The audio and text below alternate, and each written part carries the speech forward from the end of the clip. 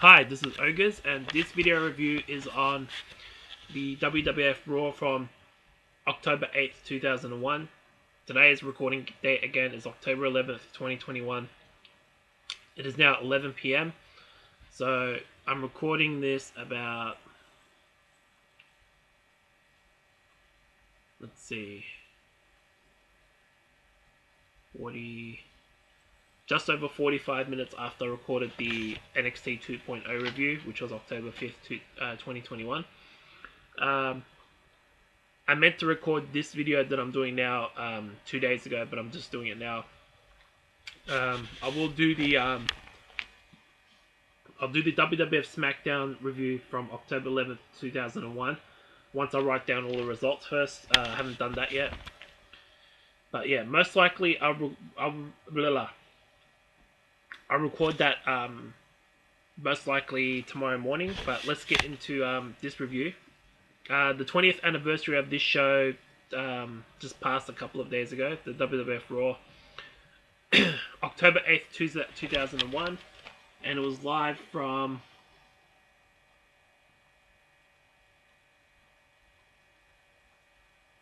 Indianapolis.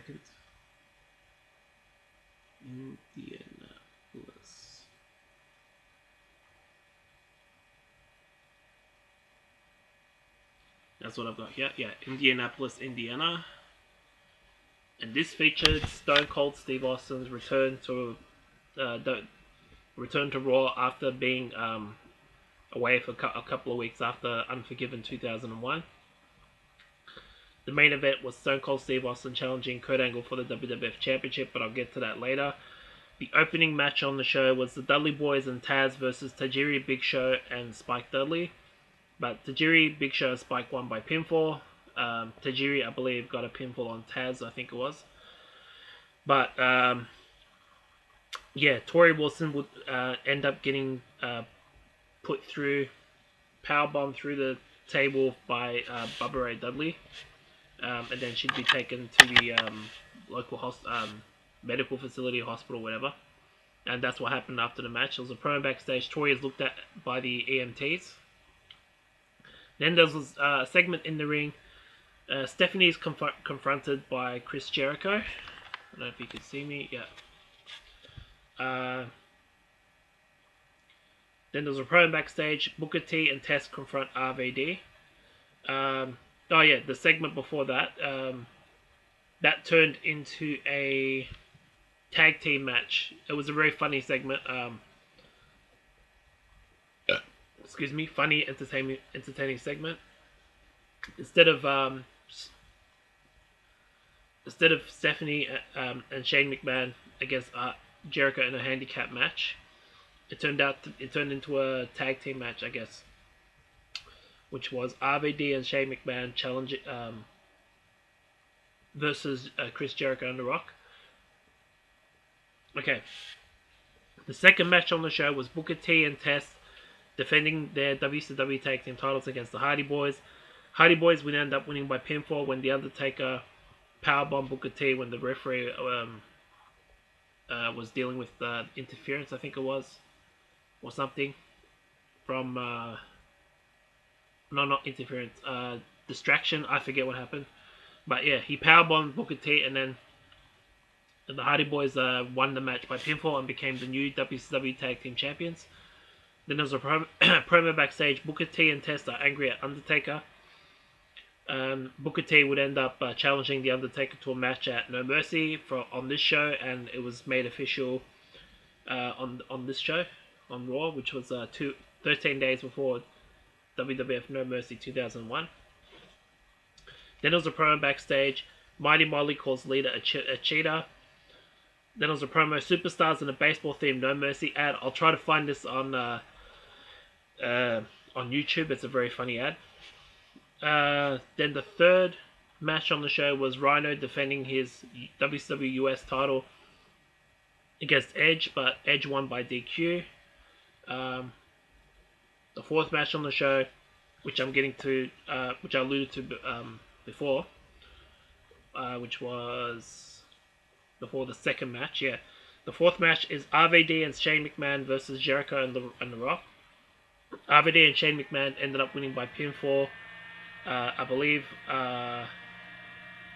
RVD pinned The Rock, if I'm not mistaken, after Jericho was all bloodied up after Shane McMahon bulldogged him on the steel steps, and he was bleeding all over his head, and he couldn't see who he was trying to hit with the steel chair. He ended up hitting The Rock, and then RVD, I guess, ended up pinning him, or he hit his 5-star frog splash and pinned him. So RVD and Shane McMahon won that match by pinfall. Then there's a promo backstage. Alliance members congratulate Shane and RVD, and this was outside Stone Cold Steve Austin's locker room door as they were passing through. Then there's a promo. Lance Storm and Ivory are at WWF New York. Then there's another promo backstage. The Rock checks up on Chris Jericho. They ended up brawling after Jericho said something to him and to The Rock, and then The Rock wanted him to repeat that, and then a bunch of stuff happened. And then there was a promo backstage. Michael Cole awaits Stone Cold's comments. The fifth match on the show. Let me just do this.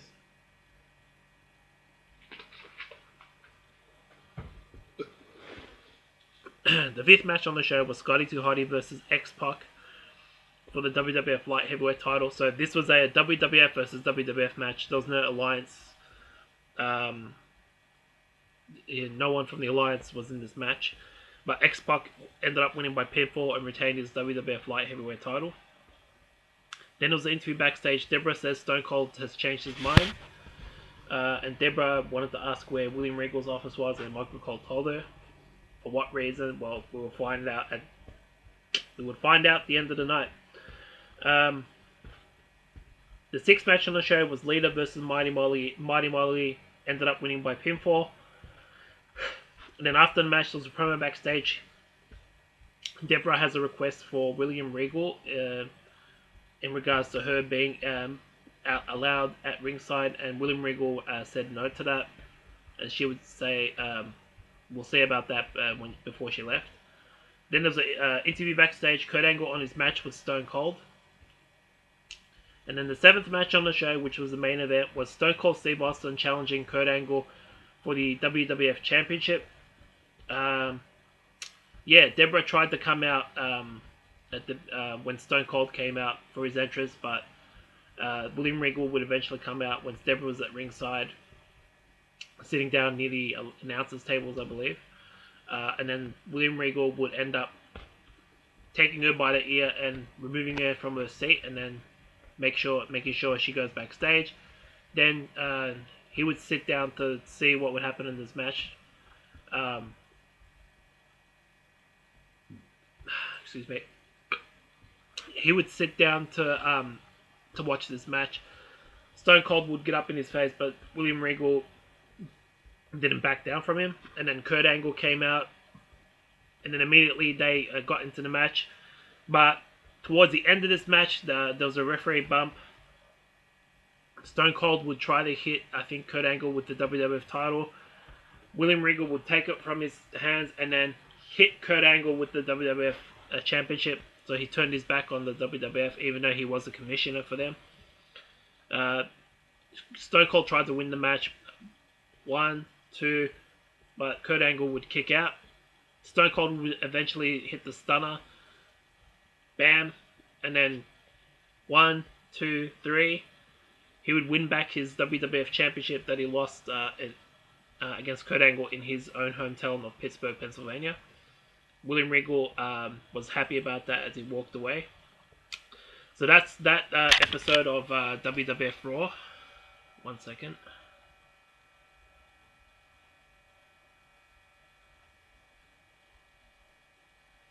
Which took place from Indianapolis, Indiana. I believe that was the first time that I ever watched a Raw from that city. So 2001, so that was over 20 years ago. So there you go.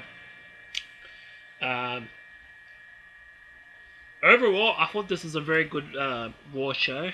As a grade, I would give this a B+. As a score, I'd give this a solid 9 out of 10. And star rating wise, Let me just get into that. Opening match was 3 out of 5 stars. Second match was a solid 3 out of 5. Then it started to pick up after that. Despite the DQ finish, I thought the third match was good. The tag team match was very, very good. 4 out of 5 stars. Match number 5 was okay, but I would still give it a 3 out of 5. So it's above passable. The women's match was about a 3 out of 5 stars. And then the main event itself was 4.5 out of 5 stars, despite the interference. So, 1 second.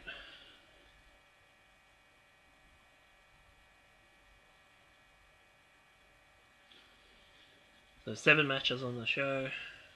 3 plus 3 plus 4 plus 4 plus 3 plus 3 plus 4. Oh wow, I thought it'd be a lot higher.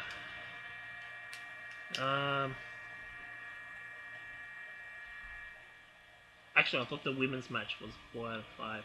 It was very, very good, so plus that one by 1. So 5, 10, 15, 20, 25, 35. So 25 out of 5. I mean 25 out of 35.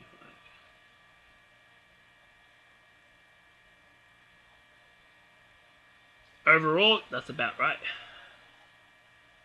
3.64 out of 5. So overall, it's about a 3.5 out of 5. But it was a very, very solidly built show, so I would actually upgrade it to a 4 out of 5 star show. So there you go. I'm having trouble writing now, hold on. There. Going back to that, where it came from, where it aired from. I do want to eventually go to a show in the US next year in 2022. Hold on.